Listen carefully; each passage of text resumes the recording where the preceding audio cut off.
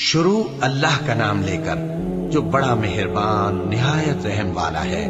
طٰہٰ، اے نبی صلی اللہ علیہ وآلہ وسلم، ہم نے تم پر قرآن اس لیے نازل نہیں کیا کہ تم مشقت میں پڑ جاؤ، مگر ہر اس شخص کی نصیحت کے لیے نازل کیا ہے جو خوف رکھتا ہے۔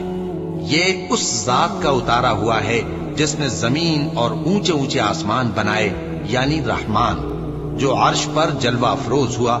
جو کچھ آسمانوں میں ہے اور جو کچھ زمین میں ہے اور جو کچھ ان دونوں کے بیچ میں ہے اور جو کچھ مٹی کے نیچے ہے، سب اسی کا ہے۔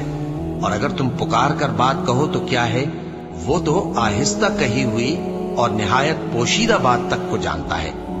اللہ وہ معبود برحق ہے کہ اس کے سوا کوئی معبود نہیں ہے، اس کے سب نام اچھے ہیں۔ اور کیا تمہیں موسیٰ کے حال کی خبر ملی ہے؟